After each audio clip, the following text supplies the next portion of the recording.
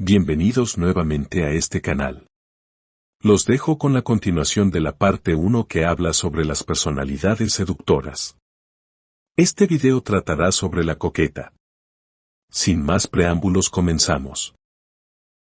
6. La coqueta. La habilidad para retardar la satisfacción es el arte consumado de la seducción, mientras espera, la víctima está subyugada. Las coquetas son las grandes maestras de este juego, pues orquestan el vaivén entre esperanza y frustración.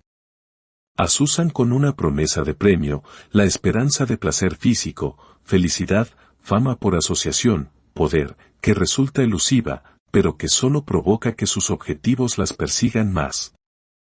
Las coquetas semejan ser totalmente autosuficientes, no te necesitan, parecen decir, y su narcisismo resulta endemoniadamente atractivo. Quieres conquistarlas, pero ellas tienen las cartas. La estrategia de la coqueta es no ofrecer nunca satisfacción total.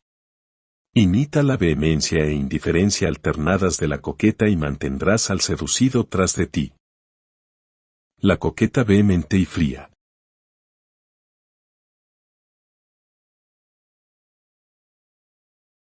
En el otoño de 1795, París cayó en un extraño vértigo. El reino del terror que siguió a la Revolución Francesa había terminado, el ruido de la guillotina se había extinguido. La ciudad exhaló un colectivo suspiro de alivio y dio paso a celebraciones desenfrenadas e interminables festejos. Al joven Napoleón Bonaparte, entonces de 26 años, no le interesaban tales jolgorios. Se había hecho famoso como general brillante y audaz al ayudar a sofocar la rebelión en las provincias, pero su ambición era ilimitada, y ardía en deseos de nuevas conquistas. Así, cuando en octubre de ese año la infausta viuda Josefina de Beauharnais, de 33 años, visitó sus oficinas, él no pudo menos que confundirse. Josefina era demasiado exótica, y todo en ella lánguido y sensual. Capitalizaba su raro aspecto, era de la Martinica. Por otra parte, tenía fama de mujer fácil, y el tímido Napoleón creía en el matrimonio. Aun así, cuando Josefina lo invitó a una de sus veladas semanales, él aceptó, para su propia sorpresa.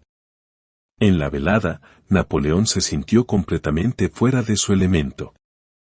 Todos los grandes escritores e ingenios de la ciudad estaban ahí, así como los pocos nobles sobrevivientes. La misma Josefina era vizcondesa, y había escapado apenas a la guillotina. Las mujeres estaban deslumbrantes, y algunas de ellas eran más hermosas que la anfitriona, pero los hombres se congregaron alrededor de Josefina, atraídos por su distinguida presencia y majestuosa actitud. Ella los abandonó varias veces para acudir al lado de Napoleón, nada habría podido halagar más el inseguro ego de éste. Él empezó a visitarla. En ocasiones ella lo ignoraba, y él se marchaba encolerizado.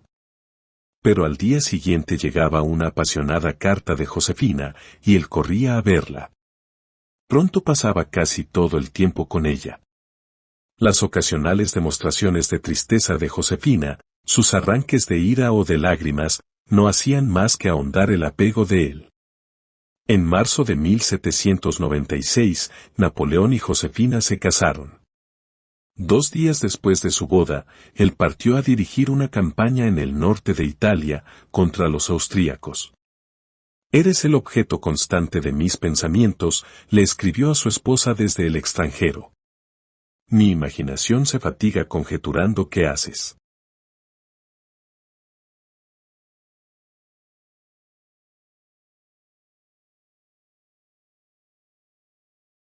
Austríacos. «Eres el objeto constante de mis pensamientos», le escribió a su esposa desde el extranjero. «Mi imaginación se fatiga conjeturando qué haces». Sus generales lo veten distraído, abandonaba pronto las reuniones, pasaba horas escribiendo cartas o contemplaba la miniatura de Josefina que llevaba al cuello. Había llegado a tal estado a causa de la insoportable distancia entre ellos, y de la leve frialdad que ahora detectaba en Josefina. Rara vez escribía, y en sus cartas faltaba pasión, no lo había acompañado a Italia, tampoco. Napoleón debía terminar rápido esa guerra, para volver a su lado. Tras combatir al enemigo con celo inusual, empezó a cometer errores. Vivir por Josefina, le escribió. Trabajo para estar cerca de ti, me muero por estar a tu lado. Sus cartas se hicieron más apasionadas y eróticas. Una amiga de Josefina que las leyó, escribió, la letra era casi indescifrable, la ortografía incierta, el estilo grotesco y confuso. ¿Qué posición para una mujer? Ser la fuerza impulsora de la marcha triunfal de un ejército. Pasaron meses en que Napoleón rogaba a Josefina que fuera a Italia y ella daba excusas interminables. Al fin accedió, y marchó de París a Brescia, donde Napoleón tenía su cuartel. Pero, de camino, un encuentro cercano con el enemigo la obligó a desviarse a Milán. Fuera de Brescia en batalla, al volver Napoleón y descubrir que ella se ausentaba aún, culpó a su enemigo, el general Bunzer, y juró vengarse. En los meses subsecuentes pareció perseguir dos objetivos con igual denuedo, Bunzer y Josefina. Su esposa nunca estaba donde se suponía. Llego a Milán, corro a tu casa, dejando de lado todo para estrecharte en mis brazos, y no estás ahí. Napoleón se ponía furibundo y celoso, pero cuando al fin daba con Josefina, el menor de sus favores le derretía el corazón.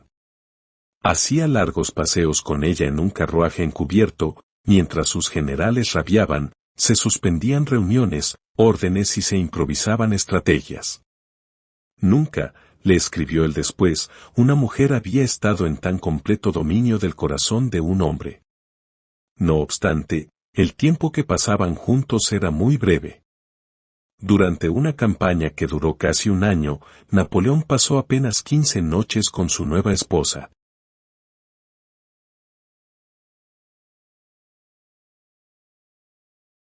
Pasó apenas 15 noches con su nueva esposa.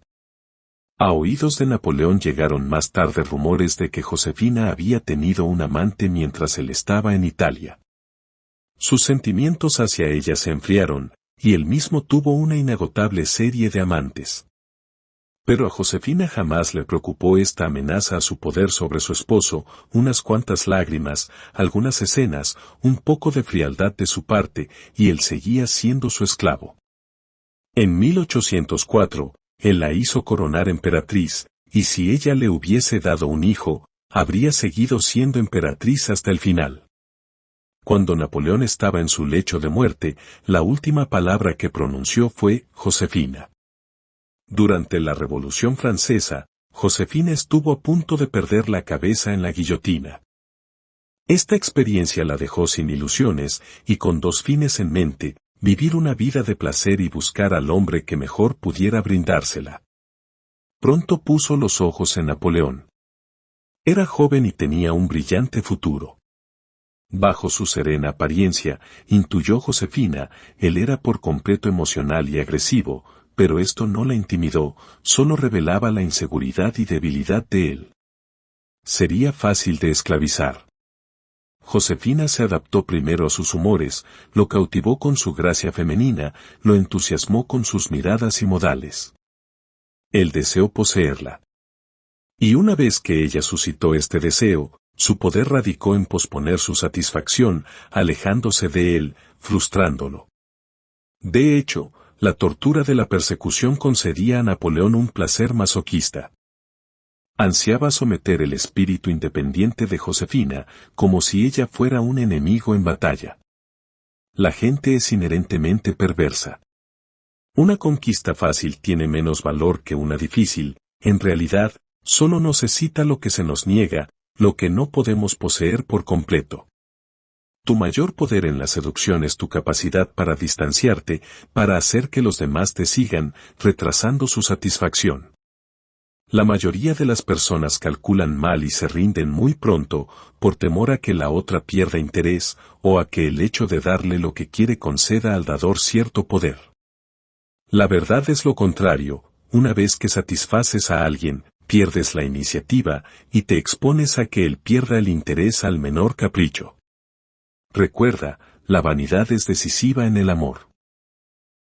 Haz temer a tus objetivos que te apartarás, que dejarán de interesarte y despertará su inseguridad innata, el miedo de que, al conocerlos, dejen de excitarte.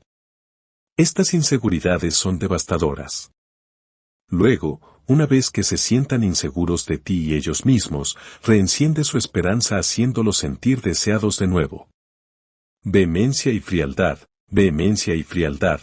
Esta forma de la coquetería es perversamente placentera, pues aumenta el interés y mantiene la iniciativa de tu lado. Jamás te desconciertes por el enojo de tu objetivo, es signo seguro de esclavitud. Aquella que retenga largo tiempo su poder, deberá servirse del mal de su amante. Ovidio. El coqueto frío.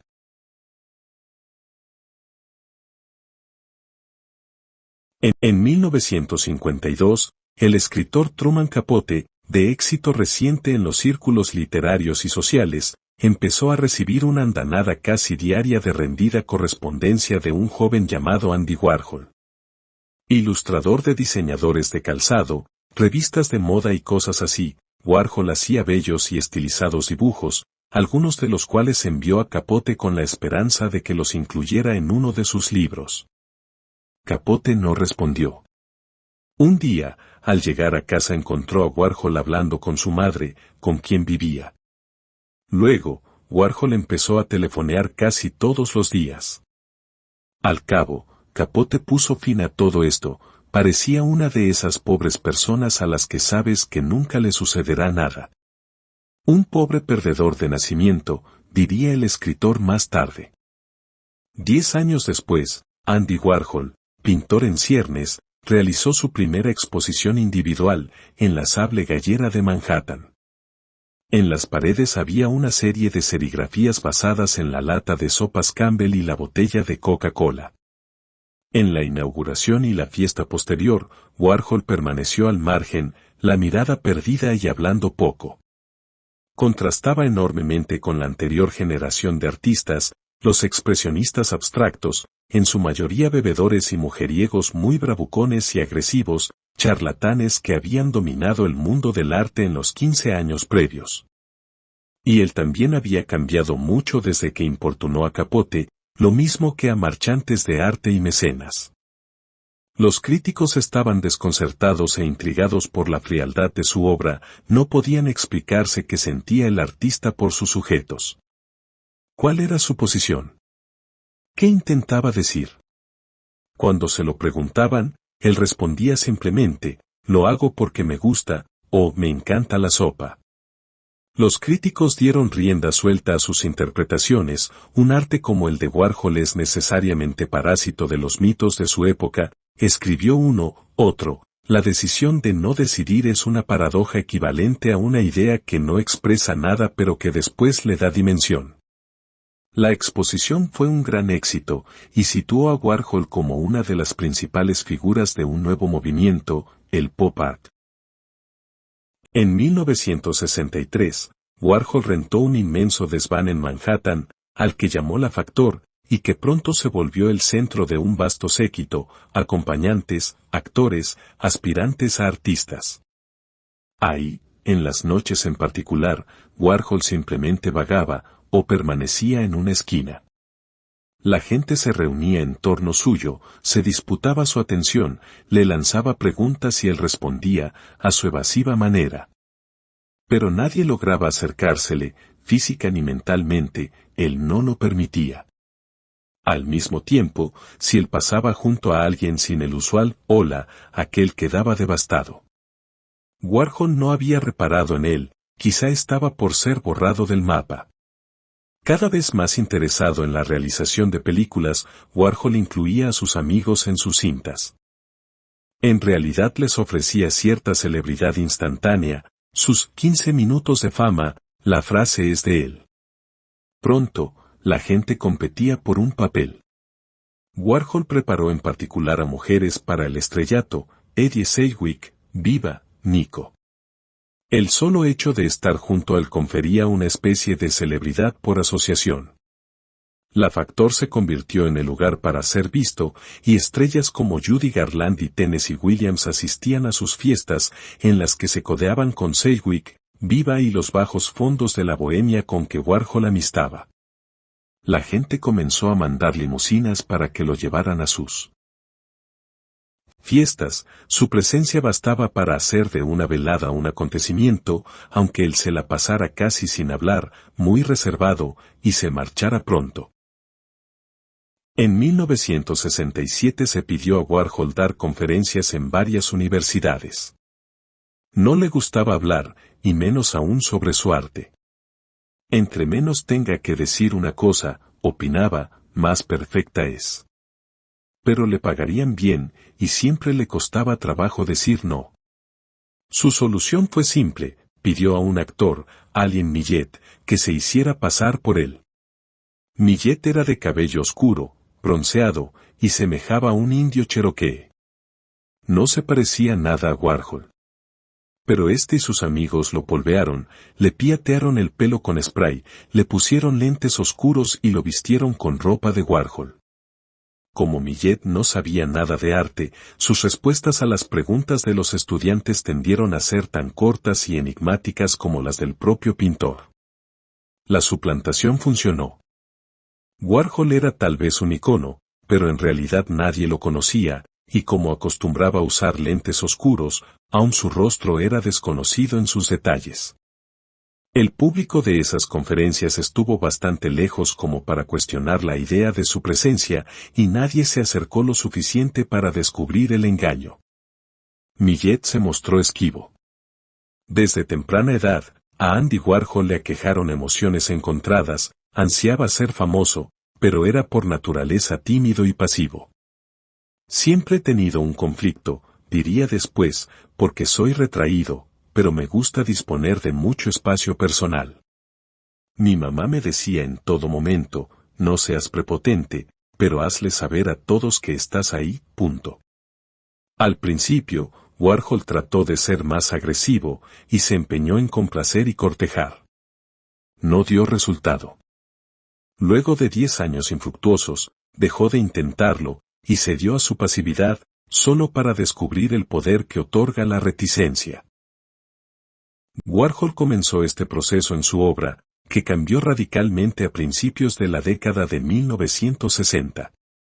Sus nuevos cuadros de latas de sopa, billetes y otras conocidas imágenes no acribillaban de significados al espectador, de hecho, su significado era absolutamente elusivo, lo que no hacía sino incrementar su fascinación.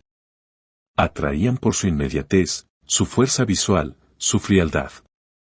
Habiendo transformado su arte, Warhol también se transformó a sí mismo, como sus cuadros, se volvió pura superficie. Se preparó para retraerse, para dejar de hablar. El mundo está lleno de temerarios, de personas que se imponen en forma agresiva. Quizá obtengan victorias temporales, pero cuanto más persisten, más desea la gente contrariarlas. No dejan espacio a su alrededor, y sin espacio no puede haber seducción. Los coquetos fríos generan espacio al permanecer esquivos y hacer que los demás los persigan.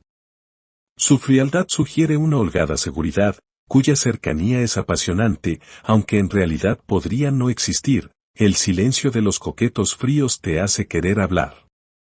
Su contención, su apariencia de no necesitar de otras personas, nos impulsa a hacer cosas por ellos, ansiosos de la menor muestra de reconocimiento y favor. Quizás sea de locura tratar con los coquetos fríos, nunca se comprometen más tampoco dicen no, jamás permiten la proximidad, pero en la mayoría de los casos terminamos por volver a ellos, adictos a la frialdad que proyectan. Recuerda, la seducción es un proceso de esconderse de la gente, de hacer que quiera perseguirte y poseerte. Finge distancia y la gente se volverá loca por obtener tu favor. Los seres humanos, como la naturaleza, aborrecemos el vacío, y la distancia y silencio emocionales nos inducen a llenar el hueco con palabras y calidez propias. A la manera de Warhol, aléjate y deja que los demás se peleen por ti. Las mujeres, narcisistas, son las que más fascinan a los hombres. El encanto de un niño radica en gran medida en su narcisismo, su autosuficiencia e inaccesibilidad, lo mismo que el de ciertos animales que parecen no interesarse en nosotros, como los gatos. Es como si envidiáramos su capacidad para preservar un ánimo dichoso, una posición invulnerable en la libido que nosotros ya hemos abandonado. Sigmund Freud. Claves de personalidad. El egoísmo es una de las cualidades más aptas para inspirar amor. Nathaniel Hawthorne. Según la sabiduría popular, los coquetos son embaucadores consumados, expertos en incitar el deseo con una apariencia provocativa o una actitud tentadora. Pero la verdadera esencia de los coquetos es de hecho su habilidad para atrapar emocionalmente a la gente y mantener a sus víctimas en sus garras mucho después de ese primer cosquilleo del deseo. Esta aptitud los coloca en las filas de los seductores más efectivas. Su éxito podría parecer extraño, ya que en esencia son criaturas frías y distantes. Si alguna vez conocieras bien a una de ellas, percibirás su fondo de indiferencia y amor a sí misma. Podría parecer lógico que, habiéndote percatado de esta cualidad, adviertas las manipulaciones del coqueto y pierdas interés, pero lo común es lo opuesto. Tras años de coqueterías de Josefina, Napoleón sabía muy bien lo manipuladora que ella era. Pero este conquistador de imperios, este cínico y escéptico, no podía dejarla. Para comprender el peculiar poder del coqueto, primero debes entender una propiedad crítica del amor y el deseo. Entre más obviamente persigas a una persona, más probable es que la ahuyentes. Demasiada atención puede ser interesante un rato, pero pronto se vuelve empalagosa, y al final es claustrofóbica y alarmante. Indica debilidad y necesidad, una combinación poco seductora. Muy a menudo cometemos este error, pensando que nuestra persistente presencia es tranquilizadora. Pero los coquetos poseen un conocimiento inherente de esta dinámica. Maestros del repliegue selectivo, insinúan frialdad, ausentándose a veces para mantener a su víctima fuera de balance, sorprendida, intrigada. Sus repliegues los vuelven misteriosos, y los engrandecemos en nuestra imaginación. La familiaridad, por el contrario, socava lo que imaginamos. Un poco de distancia compromete más las emociones, en vez de enojamos, nos hace inseguras.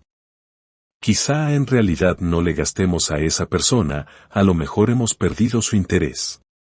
Una vez que nuestra vanidad está en juego, sucumbimos al coqueto solo para demostrar que aún somos deseables. Recuerda, la esencia del coqueto no radica en el señuelo y la tentación, sino en la posterior marcha atrás, la reticencia emocional. Esta es la clave del deseo esclavizador. Para adoptar el poder del coqueto, debes comprender otra cualidad, el narcisismo. Sigmund Freud caracterizó a la mujer narcisista, obsesionada con su apariencia, como el tipo con mayor efecto sobre los hombres. De niños, explica Freud, pasamos por una fase narcisista sumamente placentera. Felizmente reservados e introvertidos, tenemos poca necesidad física de otras personas. Luego, poco a poco socializamos, y se nos enseña a prestar atención a los demás, aunque, en secreto añoramos esos dichosos primeros días. La mujer narcisista le recuerda a un hombre ese periodo, y le causa envidia el contacto con ella podría restaurar tal sensación de introversión. La independencia de la coqueta también desafía a un hombre, él quiere ser quien la vuelva dependiente, reventar su burbuja. Es mucho más probable, no obstante, que él termine siendo su esclavo, al concederle incesante atención a fin de conseguir su amor, y fracasar en esto. Porque la mujer narcisista no tiene necesidades emocionales, es autosuficiente. Y esto es asombrosamente seductor. La autoestima es decisiva en la seducción. Tu actitud contigo mismo es percibida por la otra persona en formas sutiles e inconscientes. Una autoestima baja repele, la seguridad y autosuficiencia atraen. Cuanto menos parezcas necesitar de los demás, es más probable que se sientan atraídos hacia ti. Comprende la importancia de esto en todas las relaciones y descubrirás que tu necesidad es más fácil de suprimir. Pero no confundas ensimismamiento con narcisismo seductor. Hablar de ti sin parar es eminentemente antiseductor, ya que no revela autosuficiencia, sino inseguridad. La coquetería se atribuye por tradición a las mujeres, y ciertamente esta estrategia fue durante siglos una de las pocas armas que ellas tenían para atraer y someter el deseo de un hombre. Uno de los ardides de la coqueta es el retiro de favores sexuales, truco que las mujeres han usado a todo lo largo de la historia. La gran cortesana francesa del siglo XVII Ninon de l'Enclos fue deseada por todos los hombres eminentes de Francia, pero no alcanzó auténtico poder hasta que dejó en claro que ya no se acostaría con un hombre por obligación. Esto desesperó a sus admiradores, condición que ella agudizaba otorgando temporalmente sus favores a un hombre, dándole acceso a su cuerpo por unos meses y devolviéndolo después a la partida de los insatisfechos. La reina Isabel I de Inglaterra llevó la coquetería al extremo, despertando deliberadamente los deseos de sus cortesanos, pero sin acostarse con ninguno. Por mucho tiempo instrumento de poder social de las mujeres, la coquetería fue poco a poco adaptada por los hombres, en particular los grandes seductores de los siglos XVII y XVIII, quienes envidiaron ese poder femenino. Un seductor del siglo XVII, el duque de Lauzun, era un maestro para excitar a una mujer y mostrarse distante después. Las mujeres se volvían locas por él. Hoy la coquetería no tiene género. En un mundo que desalienta la confrontación directa, el señuelo, la frialdad y el distanciamiento selectivo son una forma de poder indirecto que oculta con brillantez su agresividad. Ante todo, el coqueto debe poder excitar al objeto de su atención. La atracción puede ser sexual, o la añagaza de la celebridad, sea lo que ésta implique. Al mismo tiempo, el coqueto emite señales contradictorias que estimulan respuestas contradictorias, hundiendo a la víctima en la confusión. La protagonista epónima de la novela francesa de Marivaux del siglo XVLLL Metriana es la coqueta consumada. Para ir a la iglesia se viste con buen gusto, pero se deja el cabello un tanto desaliñado. En plena ceremonia, parece advertir su descuido y empieza a remediarlo, mostrando su brazo desnudo al hacerlo. Esto no era para ser visto en una iglesia en el siglo XVIII, y los ojos de todos los hombres se clavan en ella en ese instante. La tensión es mucho más intensa que si ella estuviese afuera o se hallara ordinariamente vestida. Recuerda, el flirteo obvio revelará con demasiada claridad tus intenciones. Es mejor que seas ambiguo, e incluso contradictorio, frustrando al mismo tiempo que estimulas. El gran líder espiritual Jiddu Krishnamurti era un coqueto involuntario. Venerado por los teósofos como Maestro Universal, Krishnamurti también era un dandy. Le gustaba la ropa elegante y era muy apuesto. Al mismo tiempo, practicaba el celibato, y tenía horror a que lo tocaran. En 1929 escandalizó a los teósofos del mundo entero al proclamar que no era Dios ni gurú y que no quería seguidores. Esto no hizo más que incrementar su encanto, las mujeres se enamoraron de él en gran número, y sus consejeros se volvieron más devotos aún. Física y psicológicamente, Krishnamurti emitía señales contradictorias. Mientras que predicaba un amor y aceptación generalizados, en su vida personal apartaba a la gente. Su atractivo y obsesión por su apariencia quizá le hayan merecido atención, pero por sí mismos no habrían hecho que las mujeres se enamoraran de él. Sus lecciones de celibato y virtud espiritual le habrían producido discípulos, mas no amor físico. La combinación de estos rasgos, sin embargo, atraía y frustraba a la gente, dinámica de la coquetería que engendraba apego emocional y físico a un hombre que rehuía esas cosas. Su apartamiento del mundo no tenía otro efecto que acrecentar la devoción de sus seguidores. La coquetería depende del desarrollo de una pauta para mantener confundida a la otra persona. Esta estrategia es muy eficaz. Al experimentar un placer una vez, anhelamos repetirlo, así, el coqueto nos brinda placer, pero luego lo retira. La alternancia de calor y frío es la pauta más común, y tiene diversas variaciones. La coqueta china del siglo VIII Yang Kuei-fei esclavizó por completo al emperador Ming Huang con una pauta de bondad y severidad, habiéndolo hechizado con su bondad, de pronto se enojaba, y lo censuraba duramente por el menor error. Incapaz de vivir sin el placer que ella le daba, el emperador ponía de cabeza a la corte para complacerla cuando ella se enojaba o alteraba. Sus lágrimas tenían un efecto similar, que había hecho él, ¿por qué ella estaba tan triste?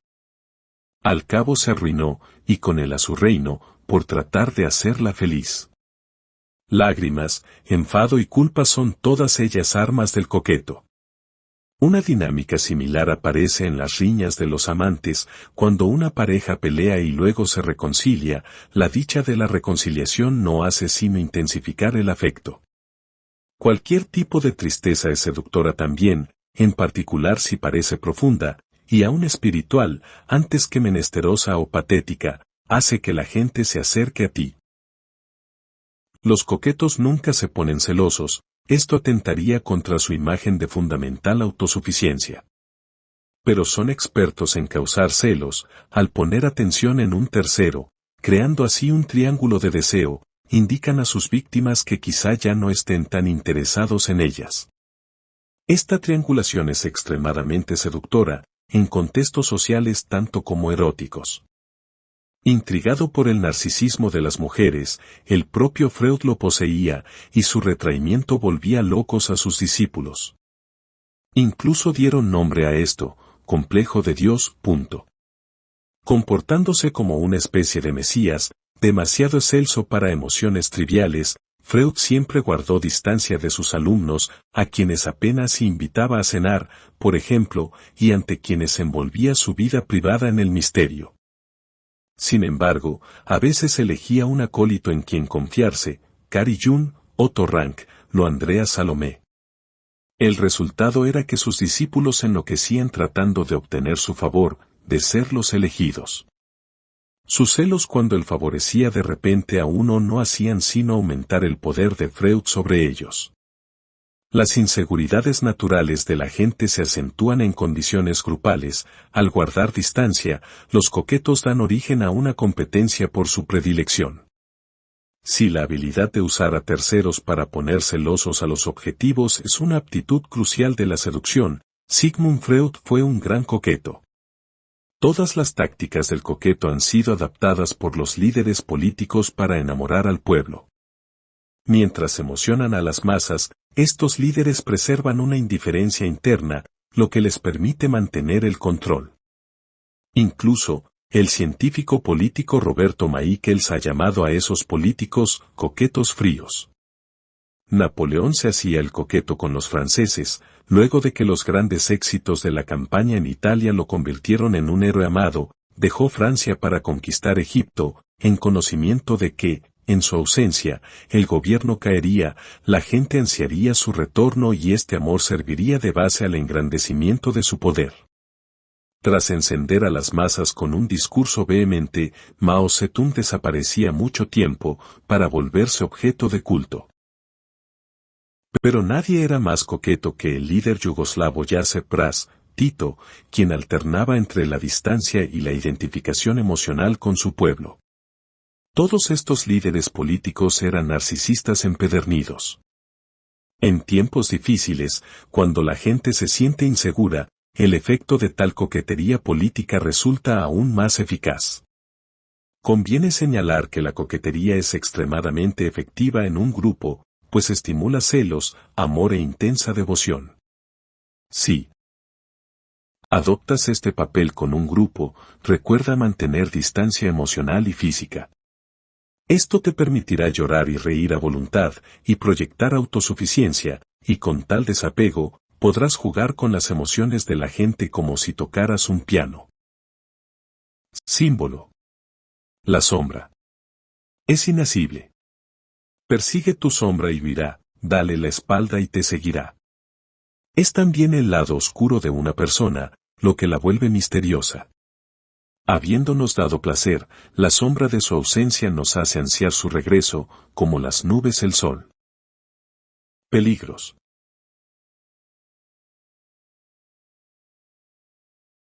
Los coquetos enfrentan un peligro obvio, juegan con emociones explosivas. Cada vez que el péndulo oscila, el amor cambia a odio. Así, ellos deben orquestar todo con sumo cuidado. Sus ausencias no pueden ser muy largas, su enojo debe ser seguido pronto con sonrisas. Los coquetos pueden mantener atrapadas emocionalmente a sus víctimas mucho tiempo, pero al paso de meses o años esta dinámica podría resultar tediosa. Jian Qing, después conocida como Madame Mao, se sirvió de la coquetería para conquistar el corazón de Mao Zedong, pero 10 años más tarde, las peleas, lágrimas y frialdad se habían vuelto irritantes, y la irritación más fuerte que el amor, de modo que Mao tomó distancia. Josefina, más admirable coqueta, podía hacer ajustes y pasar un año entero sin portarse esquiva ni distante con Napoleón. Todo se reduce a saber elegir el momento oportuno. Por otra parte, el coqueto incita emociones muy fuertes y los rompimientos suelen ser temporales. El coqueto causa adicción. Tras el fracaso del plan social de Mao llamado el Gran Salto Adelante, Madame Mao pudo restablecer su poder sobre su devastado marido. El coqueto frío puede incitar un odio particularmente profundo. Valerie Solanas fue una joven que cayó bajo el hechizo de Andy Warhol. Había escrito una obra de teatro que lo divirtió y tuvo la impresión de que él podía llevarla a la pantalla. Se imaginó convertida en celebridad.